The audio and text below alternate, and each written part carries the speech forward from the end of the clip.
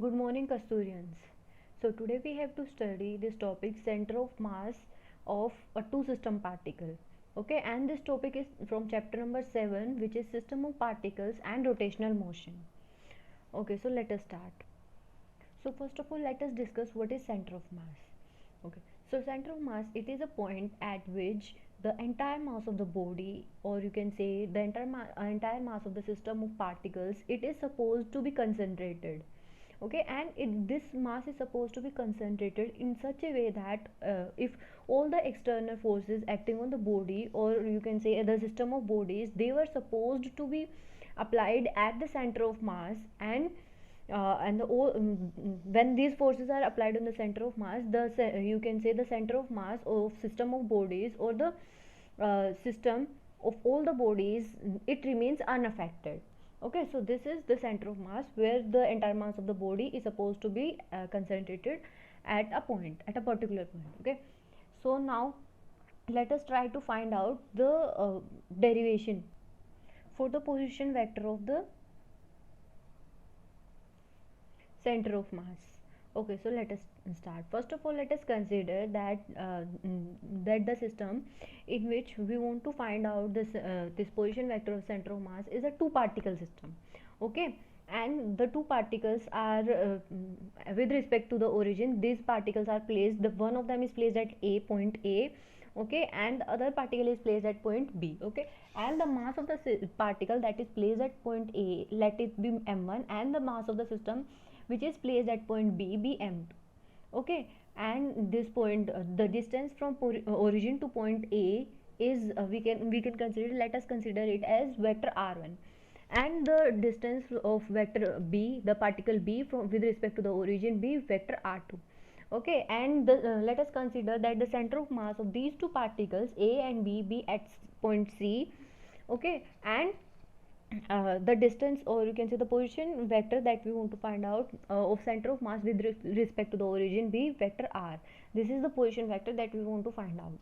Now what we have to consider, that let us consider now that f12, see, this is particle 1, this is particle 2, f12 is force acting on particle 1 with respect to this, force due to this particle on particle 1. Okay, this is f12, and what is this here, we let us suppose f21. F21 is force on particle 2 due to particle 1. Okay, so this is f21. Now what we can see from the Newton's second law, Newton's second law states that force is equals to rate of change of its linear momentum. Okay, so can we write from here that f12, that is force on particle 1, is due to its rate of change of momentum due to particle 1. Okay, so we can write f12 as dp1 by dt. Dp1 is rate of change of linear momentum of particle 1. Okay, same way we can write f21, that force on particle 2, as rate of change of its linear momentum with respect to time. Okay, and now we know p, that is linear momentum, is equals to mass into velocity, and mass of what, mass of first particle, and same velocity of first particle. Same way p2 is equals to mass of second particle and velocity of second particle. So after substituting the value of p1 in this equation and p2 in this equation, so what do we get? We get d, m is constant, mass is constant, so m1 let we can suppose take outside. Okay, here also we can take m outside, and so what do we get? If so, now if we substitute these we add these two equations, this is equation 1 and this is equation 2. See, this is force on 1 due to 2, and this is force on 2 due to 1, and if we want to find out total force of the entire system, let us consider total force be F, and what will be that? That means sum of all the forces that are acting on the entire system, that is first force is F on 1 due to 2, and the other one is F on 2 due to 1. Okay, so this will be the total force. Okay, so how we can get this? By adding equation 1 and 2, equation 1 plus equation 2. So on the things on the right side will be added, and things on the left side will be added to things on the left. So on the left side we are having this and this, they will get added, and what do we get? We get this equation. On the right side we are having f12 and f21, so f12 and f21 gets added. So f12 and f21 are, what are they? They are total force of the system, as we have discussed. So we can write it as capital F, that is total force on the system. Now from this equation, what do we have? This is time differential of m1 v1 plus m2 v2. Okay, why? Because dt is taken outside. Okay, it is differential with respect to time, so it can be taken outside common. So now what do we know about velocity? Linear velocity is rate of change of its distance. Okay, so we can write v1 as dr1 by dt, and same with v2 as dr2 by dt. Okay, now if we substitute this value of v1 and v2 in this equation number third that is named, so if we substitute these values in this equation, what do we get? We get this equation. See, it is d by dt of m1 v1 is dr1 by dt, and plus v2 m2 as it is dr2 by dt. Okay, so what do we get from here is, see, d by dt, one d by dt is common.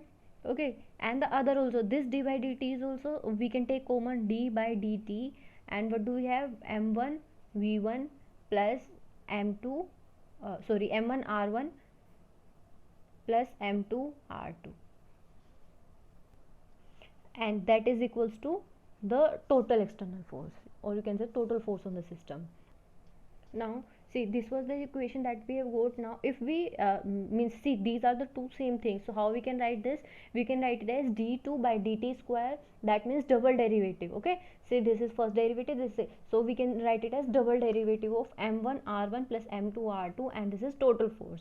Now if we multiply and divided by the total mass of the system. Total mass of the system was, see, we had two bodies, first one of m1 and m2, and total mass of the system becomes m1 plus m2, that becomes equals to m, we can consider that.